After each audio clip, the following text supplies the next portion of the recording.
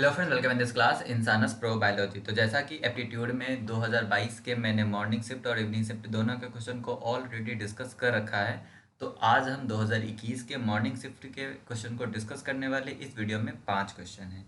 ध्यान दीजिएगा कि देखिए क्वेश्चन रिपीट होते हैं, कैसे होते हैं अभी हम आपको बताएंगे, थोड़ी चीज़ें समझने की ज़रूरत है।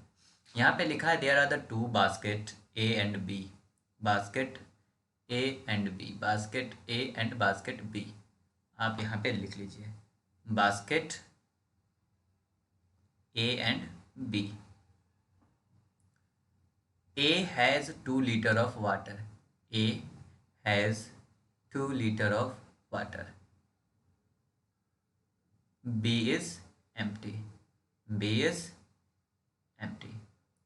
आगे कंडीशन है at every hour 1 litre of water is transferred from A to B followed by returning 1/3 liter back to the A from the B half an hour later। मतलब क्या है कि हर एक आवर में 1 लीटर पानी हम ट्रांसफ़र कर रहे हैं और आधे घंटे में उस 1 लीटर से हम आधा लीटर पानी वापस ए में डाल रहे हैं। तो पूछा है कि the earliest A will get empty, तो ए कब एम्प्टी होगा, इस बात को यहाँ पे पूछा गया है। देखो यहाँ पे ये 0 है, यहाँ पे हम टाइम लिखते हैं, टाइम। जैसे ही आपका यहाँ पे 1 आवर होगा, इसमें से 1 लीटर यहाँ पे बचेगा और 1 लीटर आप यहाँ पे ट्रांसफ़र कर दोगे। फिर 1 आवर 30, 1 आवर 30 पे आप क्या करोगे, इसमें से 0.5 लीटर जो है वो वापस इसमें डाल दोगे। ओके, ठीक है ना।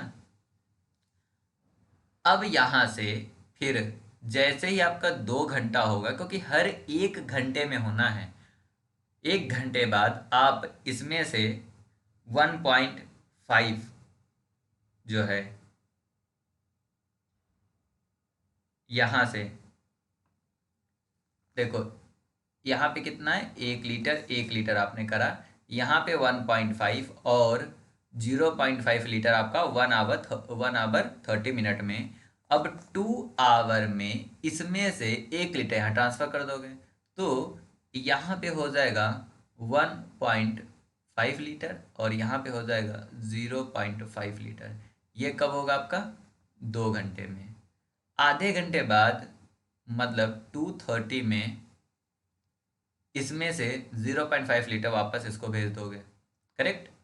तो यहाँ पे 1 लीटर हो जाएगा और फिर यहाँ पे 1 litre.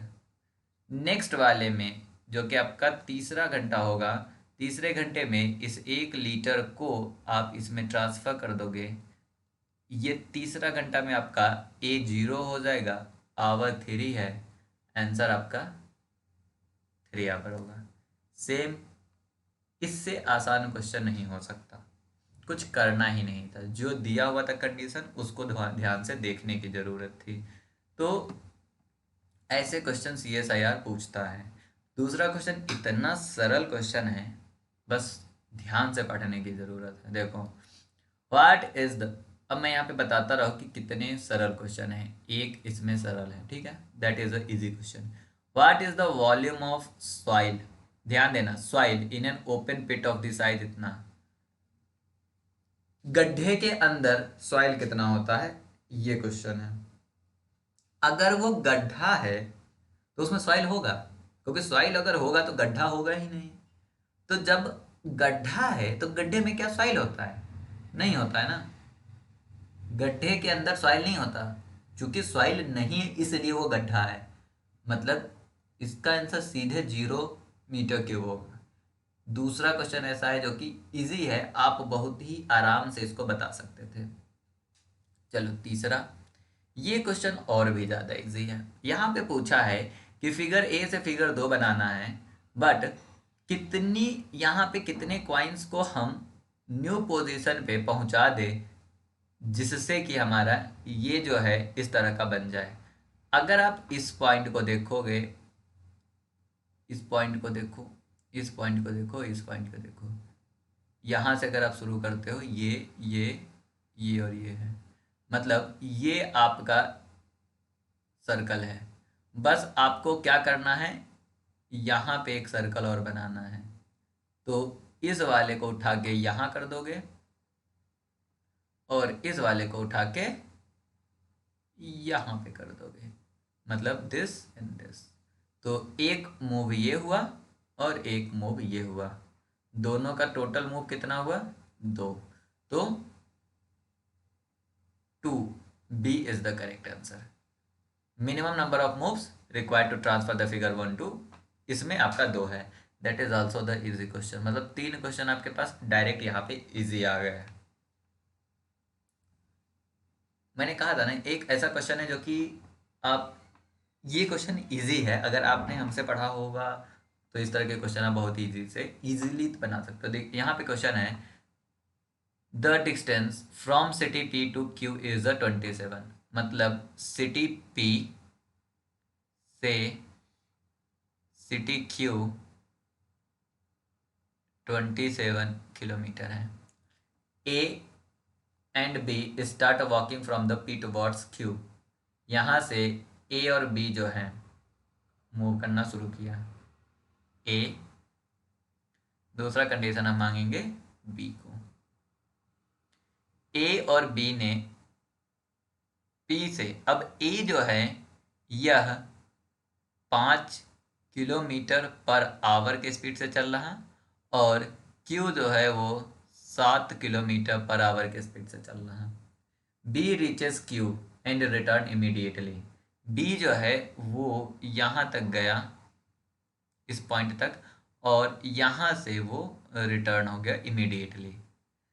It meets A at R, A जो है यहाँ पे चल ही रहा था। कंडीशंस देखो क्या है, ए जो है यहाँ पे चल रहा था, और जब ये रिटर्न हुआ तो किसी पॉइंट आर पे जाके इन दोनों की मुलाकात हुई। तो अब पूछ रहा, what is the distance between P and R, इस पी से आर के बीच का डिस्टेंस ये आपको बताना है।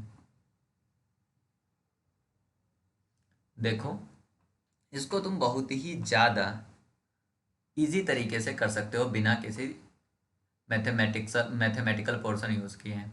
अगर हम इसकी बात करें तो ए जो होगा वह पहले कितना किलोमीटर जाएगा, 5,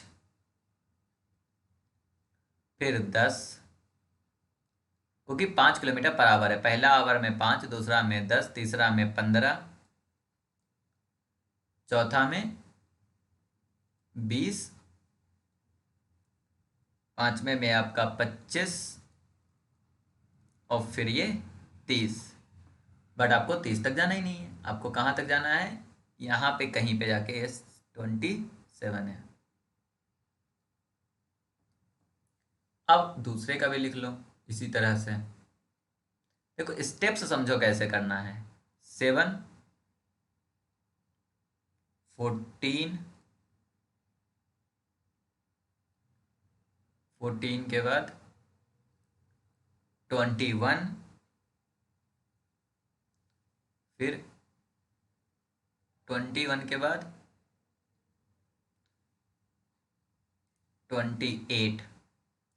देखो एक स्टेप यहाँ पे, 1 घंटा यहाँ पे, दूसरा घंटा ये है, दूसरा घंटा ये है, तीसरा घंटा यहाँ पे, और तीसरा घंटा यहाँ पे। बट यह तीसरे घंटे में आपका ये यहाँ से 27 से एक और आ जाएगा ना, तभी तो 28 होगा तीसरे घंटे में। तीसरे घंटे में ए कहाँ पे पहुँचा है, 20 पे, और तीसरे घंटे में ये वापस आ रहा, करेक्ट। चौथे घंटे में ये जाएगा आपका 35, मतलब यहाँ पे समझो कि तीसरे घंटे में आपका ये 28 मतलब 27 को क्रॉस करके आ जाएगा, और चौथे घंटे में आपका जो वो है ए है वो कहाँ पे जा रहा, 25 पे, और चौथे घंटे में ये जा रहा 35 पे, मतलब यहाँ पे ये चौथे घंटे में वापस आपका ये 20 पे आ जाएगा। चौथे घंटे में ये वापस आपका 20 पे आ जाएगा। मतलब आपका जो मिलने का पॉइंट है ये आर 20 से 25 के बीच में होगा डेफिनेटली, क्योंकि चौथे घंटे में वो 25 पे होगा, और मतलब ए, और बी चौथे घंटे में 20 पर होगा। तो जब ये वापस आ रहा होगा, ये चौथे घंटे के लिए जब अप्रोच करेगा, तो ये बीच में कहीं पे जाके मिलेगा। करेक्ट। तो आप इसे सिंपली यहाँ पे देखो कि 20 से 25 के बीच में कौन सा है। 20 से 25 के बीच में सिर्फ एक ही दे रखा है, that is the correct answer. ये हो गया आपको छोटा सा तरीका।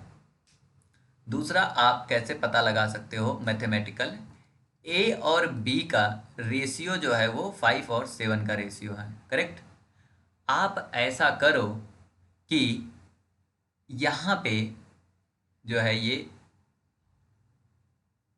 5 और 7 के रेशियो में देख लो, 20 पे तीसरा आवर में 20 पे है, यहाँ पे भी 20 पे है। ठीक है।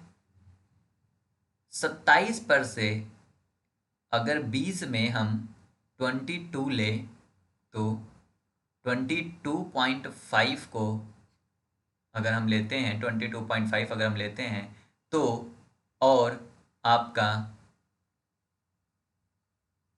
हमें 5 और 7 का रेशियो चाहिए। ठीक है। तो यहाँ पे 20 से अगर हम आगे बढ़े तो 22.5 होगा, और सेम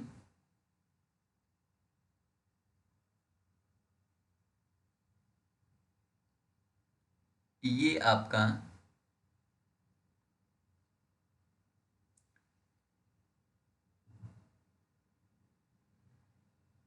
इस पॉइंट पे 27, और 27 में से एक आपका यहाँ पे पॉइंट, चलिए आप मत लगाइए, इसमें कंफ्यूज हो जाएंगे। यही कहती कि मुझे दिक्कत हो रही है इस वाले में, क्योंकि मुझे ये अप्रोच ज़्यादा सही लगता है, क्योंकि मैं बायोलॉजी बैकग्राउंड से हूँ, तो मैं ईजिली क्वेश्चन को सॉल्व करना कोशिश करता हूँ बायोलॉजिक, और CSIR आपसे न्यूमेरिकल पोर्शन कम पूछता है। ठीक है। तो आप यहाँ पे 20 से 25 में जाके कहीं पे मिलोगे, जो कि 22.5 आ रहा है। चलिए इस क्वेश्चन को देखते हैं। देखिए ये क्वेश्चन मेरे हिसाब से सरल था, मतलब अभी तक 4 में से चारों क्वेश्चन सरल है। ये क्वेश्चन मैं मान के चलता हूँ कि आप में भी डिफिकल्ट आपको हो। ठीक है, क्योंकि इसमें थोड़ा एक्स्ट्रा दिमाग लगाना है।